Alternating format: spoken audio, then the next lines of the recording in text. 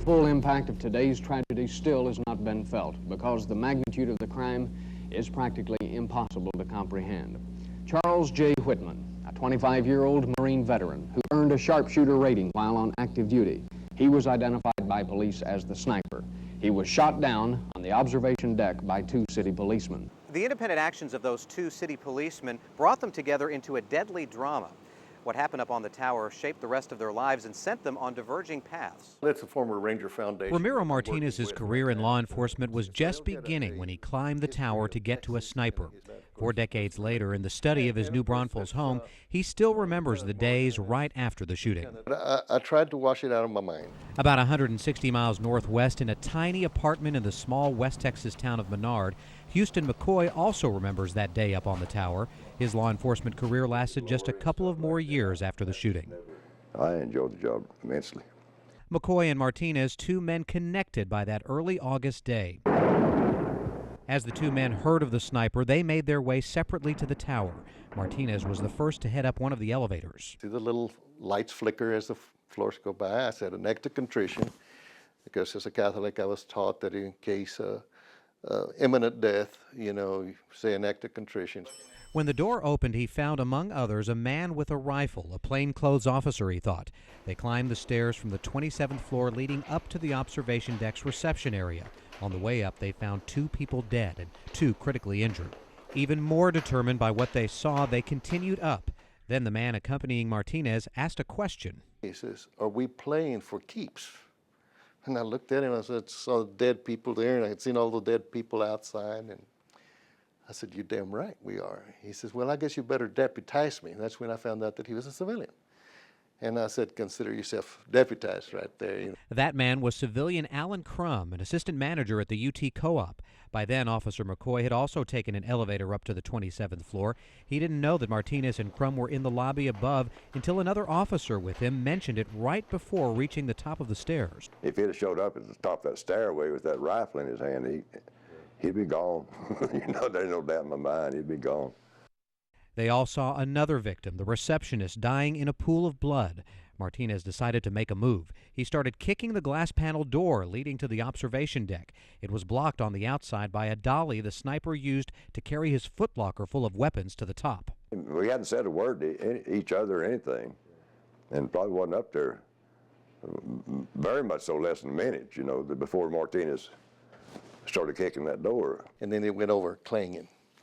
And I braced myself because I figured that the sniper could hear this. Then Martinez, armed with a pistol and legs crouched, led the way around the southeast corner. He soon sensed someone behind him. It was McCoy. And he had a shotgun.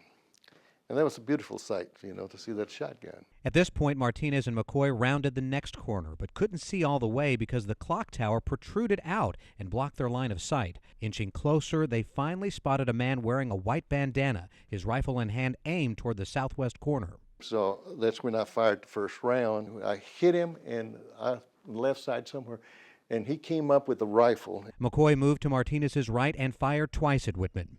Hollered at McCoy to shoot, and he did hit him with a shotgun. All of a sudden, he just slowly slid down into a lay-in position. At the time, McCoy felt there might be at least 2 other snipers, and he only had 2 shots left. Martinez then grabbed the shotgun, ran to Whitman, and fired one more blast. I just said it real fast, tell them to call the radio stations and announce it's all over. Who actually fired the fatal blow that ended Whitman's life doesn't seem to matter to either man decades later. But in the immediate aftermath, Officer Martinez received more attention. In his book, A Sniper in the Tower, author Gary Laverne believes the focus on Martinez was almost immediate, due in part to a news release put out by the police chief the day of the shooting. It mentioned Martinez, not McCoy. But Laverne believes neither man could have killed Whitman without the other. Ultimately, Ramiro Martinez and Houston McCoy ambushed him while he was sitting in that corner. Martinez went on to become a Texas Ranger and later a Comal County Justice of the Peace before retiring. When anniversaries come around or somebody asks me, I don't mind talking to them because I feel that that's good therapy. Get it out. It's not that I'm bragging about what happened. It's good therapy. Get it out of your system. McCoy eventually left law enforcement and became a flight instructor. Now the divorced father lives on his own in the small town where he grew up. I still have dreams. A few years ago, there were reports that McCoy was diagnosed with post-traumatic stress disorder. And I can still wake up at night and See, hell, that's the way it happened, you know. Houston McCoy and Ramiro Martinez, two men forever connected by the events of August 1st, 1966, despite the different paths their lives took from that heroic moment where together they ended the madness. A press conference was held soon after the shooting. Then Police Chief Bob Miles used a chalkboard to diagram what went on the tower's observation deck. Here's film captured from that 1966 press conference. Martinez came out and went around the east side crawling. Crum came out and went west this way. And as the subject was sitting here leaning up back this way with his gun pointing this direction. As Martinez rounded this corner here, he saw him with his gun in this direction. He knew Mr. Crum was coming this way, and he had to come around the corner at the same time. Yeah.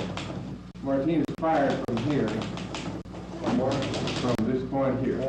Officer Houston McCoy followed Martinez and shot Whitman twice with a shotgun. And the full impact of today's tragedy still has not been felt because the magnitude of the crime is practically impossible to comprehend. Former newsman Neil Speltz brought the news of what Whitman did that August day to an Austin audience. I just happened to be the guy who was standing down here with a microphone talking about what I saw. He takes us back to what he saw that day on the UT campus. You could see the bullets hitting off the side of the tower. Most of the moving pictures we have of that day were shot by this man.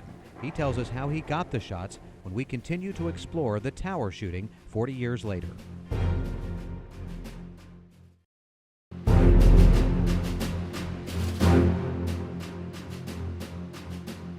One of history's worst mass murders occurred here in Austin today. By official count tonight, 49 persons were hit by gunfire. There are 16 dead and 33 injured. It started last night when a man reportedly killed his wife and his mother. That same man apparently rounded up an arsenal and supplies this morning and then went to the observation deck of the University of Texas Tower. Former KTBC newsman Neil Speltz gave Austinites a moment-by-moment account of Charles Whitman's actions that early August day of 1966. It's one of the most important stories of his career and a very personal one for the longtime Austinite. Speltz says the events of that day are burned in his mind's eye. Speltz joined me here on the UT campus to talk about some of the bits and pieces that he will never forget. It started between classes. 11:50 in the morning, classes, the bell rang and they had 10 minutes, and so they were walking around. But when you look around this mall as an example, there was a dead body here and another one there. Someone who was wounded lying beside a dead body, feigning death. And when a man rushed out, a Vietnam veteran rushed out to help pick up the dead body and bring him to safety, not knowing it was dead, then the other person jumped up and ran alongside to get out of the way. This flagpole over here, the one lady sat down at the base of that flagpole and had only the flagpole between her and the tower for the entire hour and a half or time that it was up there, just in the blistering sun, and hearing screaming and hearing ambulances, hearing gunshots, and the gunshots were from all around. The police were returning fire from the ground. Private citizens came in with high-powered deer rifles, and you say, hey, what was that all about? But let me tell you, those people, I think, saved a lot of lives, because the Austin Police Department at that time, no police department in the country, had, as unbelievable as it may sound, high-powered weapons with scope sights. Patrolman Billy Speed was standing here just below the tower and thought he had pretty good cover. You've got the barrier here, the concrete, just a very narrow space here that he could look through and see the tower at that point. But this was where he was shot and killed. Whitman was such a fantastic shot from that great distance. He was able to shoot right between these two small spaces and hit the policeman here. And he fell, and one of our reporters and other folks moved him off back out of the way to administer aid, and then he was carried off to an ambulance. He ultimately died. But this made it clear to everyone that this guy knew how to handle listen, there was no question, because he was hitting moving targets, he was hitting people. He hit a boy riding a bicycle, and it was just no question. He was a marksman and knew what he was doing. It's kind of interesting, Paul, when you look at it, this space here, I guess, would have to be described as the one area that was the most open on campus then and now. The tower just sits up there, you can see anything and everything. And you think, that's quite a distance away, no question. But still, it was not that far. But in order to rescue people, besides one of our photographers, besides a Vietnam veteran and others rushing, other students coming in to try to help people, they wheeled in an armored car and used the armored car as a shield in order to move out to pick up people that were lying here on the mall and put them into the armored car, not knowing if they were dead or alive, but that way, of course, they felt protected to be able to get the rescue underway. Why are you willing to talk about it over the years like this? It's important to you, isn't it, to discuss it? Frankly, it's important only because it's an important event. It's not so much important to me.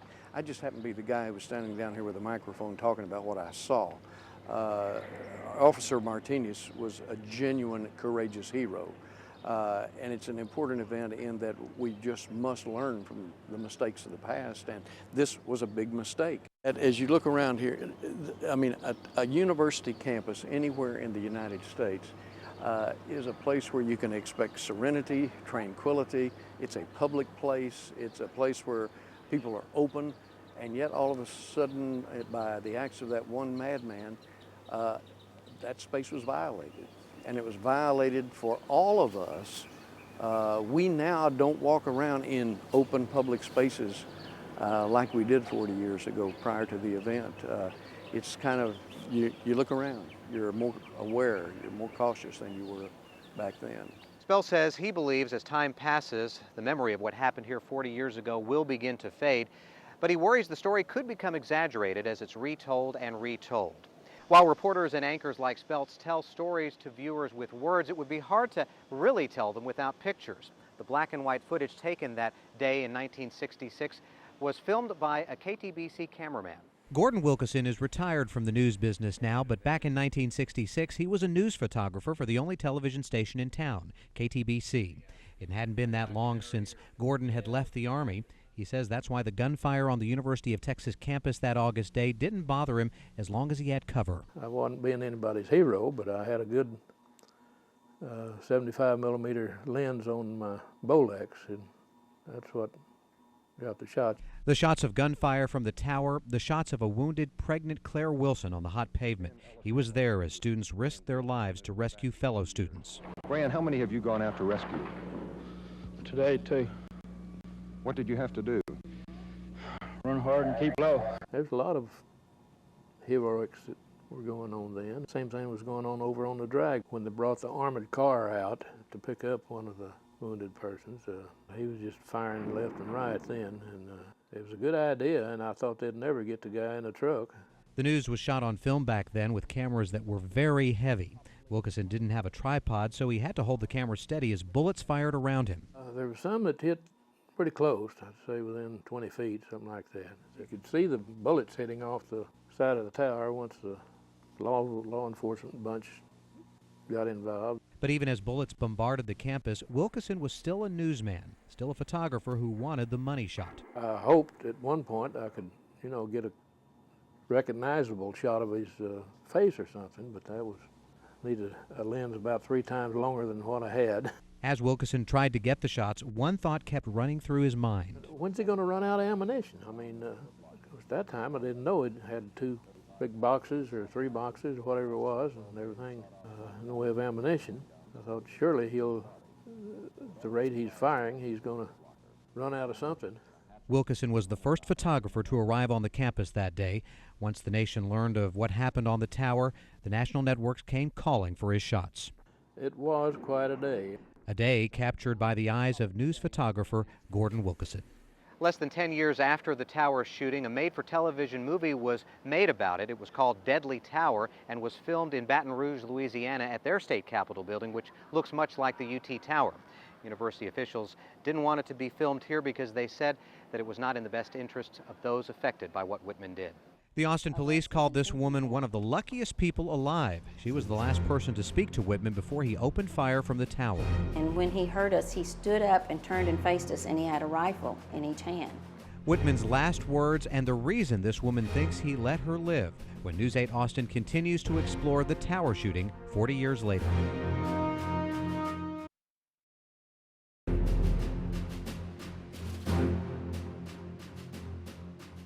One of those who is out of breath now after running out onto the mall rescuing those who have been shot is Brian Ellison of Austin, who has been in Vietnam and has been back for 2 years.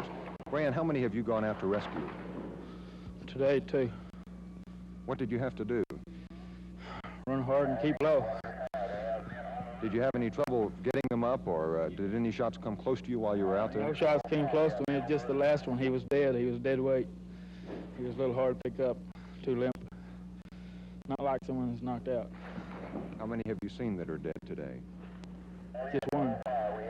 I hope not anymore. A young woman who had just graduated from high school and her male friend could have easily been on the list of dead that day. Instead, Charles Whitman allowed them to live. Cheryl Botts was the last person to speak to Whitman before he opened fire on the campus. The decisions that she made saved her life and changed it forever. The church especially was so receptive, and they just all hugging and loving on me and had me get up and share a little bit. Cheryl Botts Dickerson looks at the news clippings from 40 years ago, and she still finds it hard to believe she's even here to talk about them. I always tried to say, I don't know why I didn't die that day. That day was August 1st, 1966, the day fate would bring her face to face with the man who turned UT's tower into a sniper's den. And this man said, "Someone is shooting at people from the tower." And we just looked at each other, and both of us immediately, oh my gosh, it has to be the man we just saw. The man was Charles Whitman. Cheryl would be the last person to speak to him. The encounter would change her life.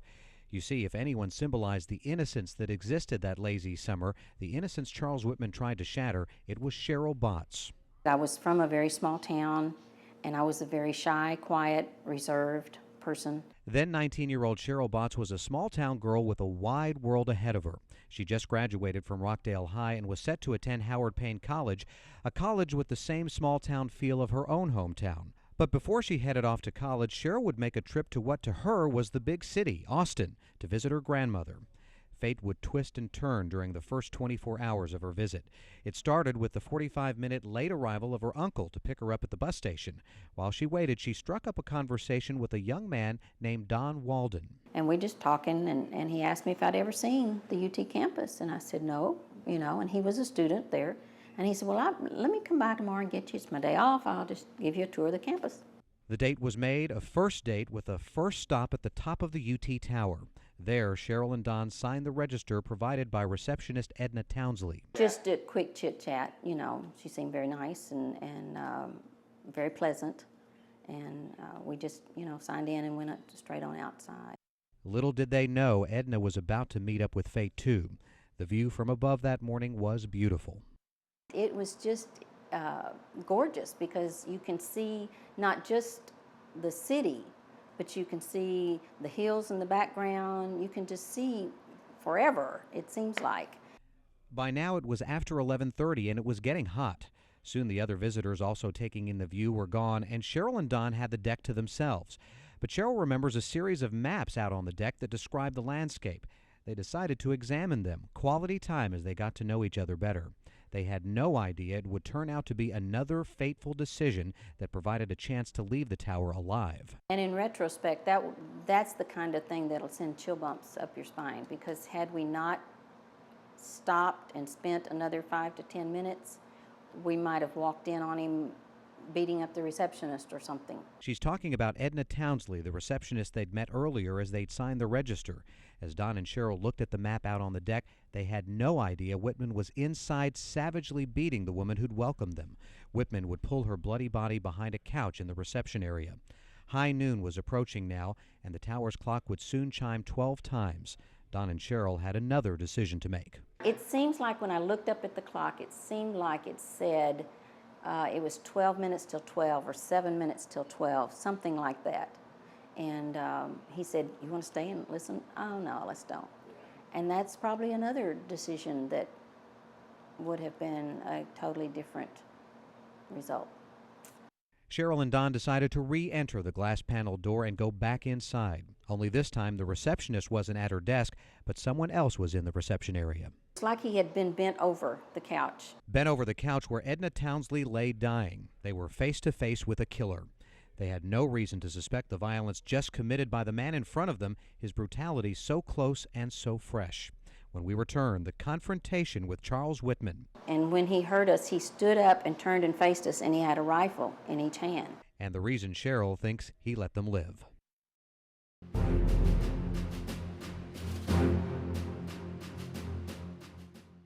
Cheryl Botts and her date Don could easily have met the same fate as those people that police had just encountered at the top of the tower, but instead he let them live. Cheryl Botts was on a first date with a young man she'd met the day before named Don Walden. Their view from atop the UT Tower was spectacular. I just remember it being green, grass everywhere. And it was hot that first day of August 1966, not a cloud in the sky. But the morning calm would soon turn chaotic as they took in the sights out on the observation deck. Inside, Charles Whitman attacked tower receptionist Edna Townsley. He beat her in the back of the head and dragged the dying woman behind a couch, leaving a trail of blood along the floor. Whitman was probably unaware there were two people still out on the deck, and they just decided to head back inside instead of waiting for the clock to strike 12. It was a decision that meant they were moments away from a face-to-face confrontation with a killer. Well, when we walked in the door, the first thing I noticed is I looked to the right, and the receptionist was not at her desk. But I rationalized, and all this is taking place in 15 seconds, but I just rationalized in my mind, she's probably gone to lunch. And I didn't think anything about it. The small-town girl from Rockdale also thought nothing of a reddish-brown swath on the floor directly in front of them. It was Edna Townsley's blood. I called Don's attention to it because we needed to step over it. Again, I rationalized in my mind, is somebody going to varnish the floor, you know? I'm not the type of person to immediately assume something negative or something drastic, being small town, somewhat naive. And so we stepped over it, and just as we were stepping over it, I noticed a movement to our right, and we turned that way, and a man stood up. Whitman was now aware he had company. It was like he had been bent over the couch. And when he heard us, he stood up and turned and faced us, and he had a rifle in each hand. Now, I know people think, you didn't think anything about that? You know, well, we're walking through, we're talking, we didn't even stop walking. We did not even stop walking, which probably saved our lives. A single word seemed to disarm Whitman, if only for a moment. I just saw him, I smiled and said hi, and he smiled and said hello to me as well. And we just kept on going. Cheryl and Don didn't know it at that moment, but an elevator ride down the tower would be the only way to finally escape the man bent on a shooting spree. The problem was those elevators were a floor below, and the stairs leading to them were blocked by an overturned chair. Immediately, I'm thinking they're going to warn people there's varnish on the floor. You know, it seemed like I found an excuse or a reason for everything except the guns, but the guns didn't stay in my mind enough to, I don't know why I didn't wonder about them. Later, Don commented that he started to ask him if he was going to go out on the deck and shoot pigeons. And that's probably another thing that saved our life, that he did not stop and question him. You know, we didn't stop talking, we didn't stop walking, we just kept going. As their elevator whisked them safely below, the tower's only other elevator brought two families, the Gabors and Lamports, up to the 27th floor above. They were looking forward to the view in time for the giant clock to chime. But Charles Whitman had his own plans. Now armed with a shotgun, he opened fire on them on those stairs. 2 dead, 2 critically wounded. The shooting had begun. I just feel like there's an appointed time to die, and apparently that was not my time. I think the reason he didn't shoot us is because we did not stop and question him. We were not a barrier to anything he wanted to do. We were in and out of there so fast that when we left, it might have been like, well, okay, what was that? He didn't know, I don't think he even knew we were out there. I think we caught him off guard. See, this was the Austin paper for August the 2nd. That was the very next day. When it was all over and the news media learned of Cheryl and Don's encounter with Whitman, their picture and story were in papers all across the country, even around the world. Even Walter Cronkite had our picture on the evening news and told about, now the question has been answered, who was the last person to see Charles Whitman and live to tell about it. Cheryl says the experience brought her out of a shell and ultimately into the classroom as a teacher. Now semi-retired in Luling, she's thankful to have touched the lives of some 4,000 students during her career. She feels blessed to have had the chance. There's no reason why he shouldn't have shot us. And no true explanation for what would follow that face-to-face confrontation with a killer. Cheryl says she's talked very little about what happened on top of the tower with her children. Her youngest son is about to go off to a small college himself this fall. When Charles Whitman aimed at innocent people through the scope of his rifle, the senseless act was not only an assault on the university and on Austin, it was also an assault on our society. From a psychological standpoint, he took away the sense of safety that we felt in public places. Besides the carbine, there was a 6mm Remington Magnum equipped with a 4-power scope sight, a 35. News reports following Charles Whitman's attack revealed an arsenal that, in Austin that first day of August 1966, was second to none. Charles Whitman was better armed at the time than the Austin Police Department. When Charles Whitman was gunned down here in the northwest corner of the observation deck, it ended a siege that lasted 96 minutes. But soon the questions would begin. In the days immediately after the shooting, the Austin Police Department received some criticism. How could a man be allowed to shoot at will for more than an hour and a half with no plan in place to stop such a situation? Why did Whitman have high-powered rifles but police did not? What about the lack of communication among officers that day?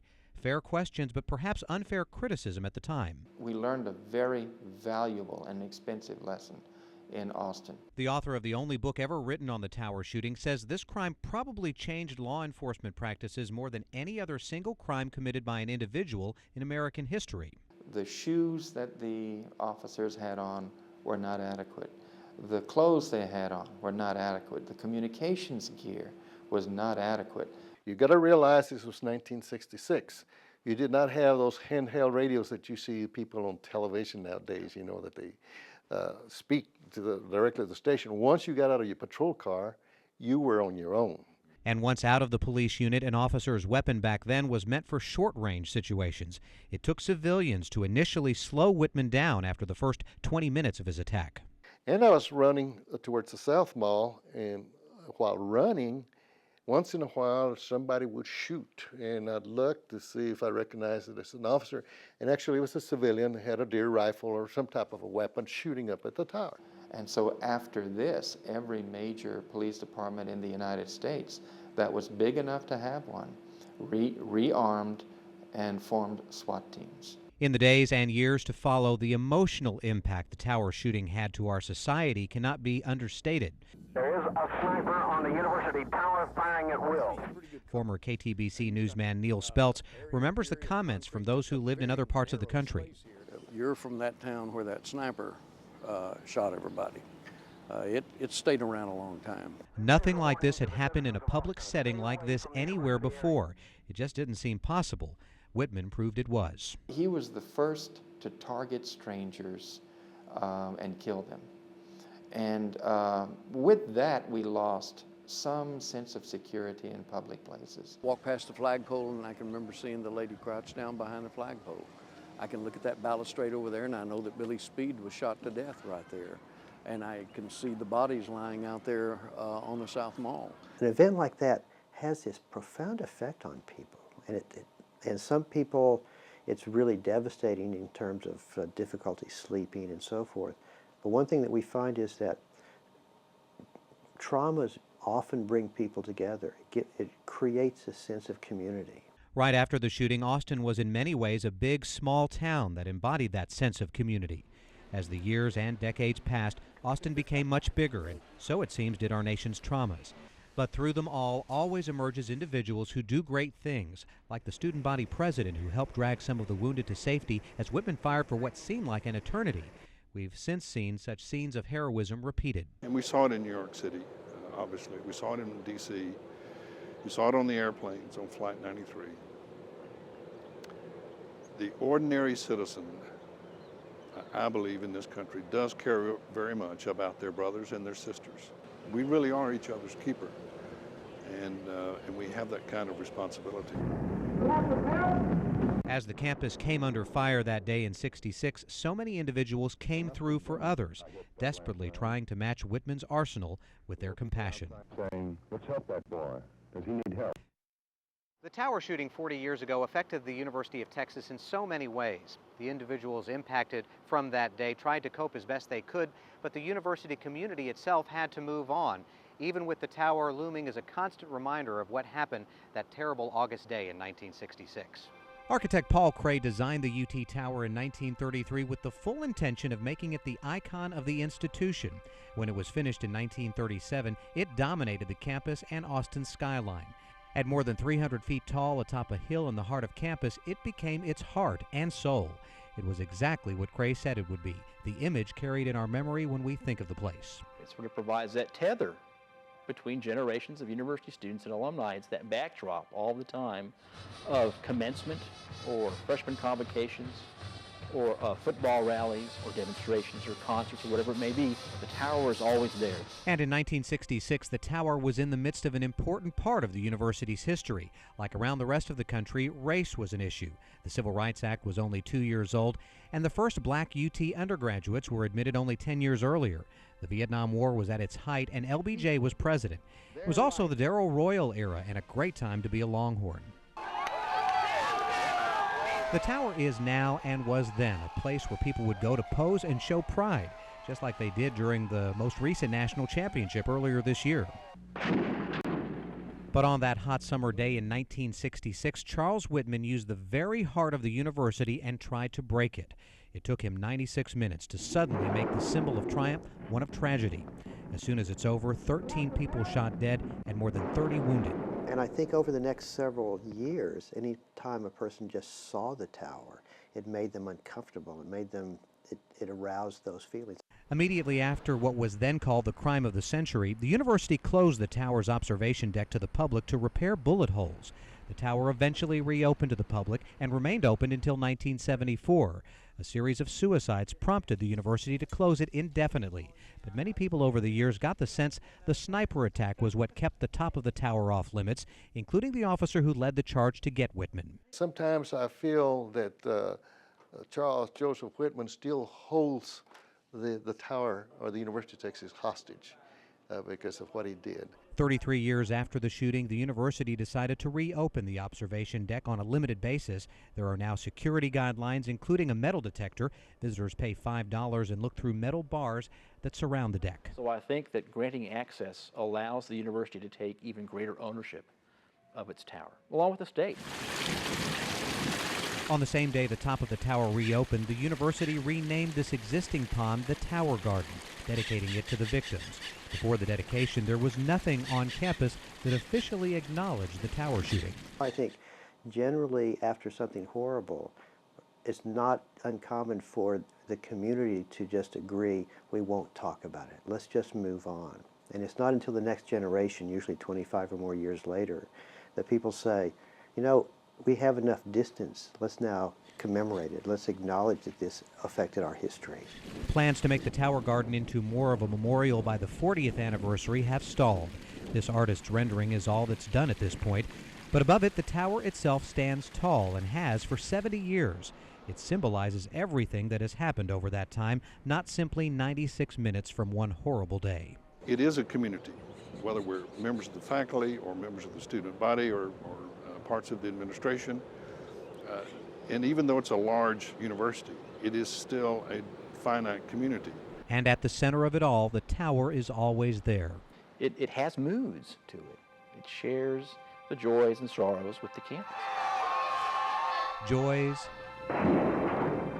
sorrows, this campus has seen its share. Towering above it all is the image carried in our minds when we think of the place. It is the heart of an institution that never stops beating.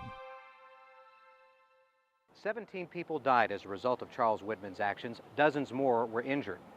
These days, at the top of the tower, guided tours offer no mention of his name unless visitors specifically ask about it. That's our report.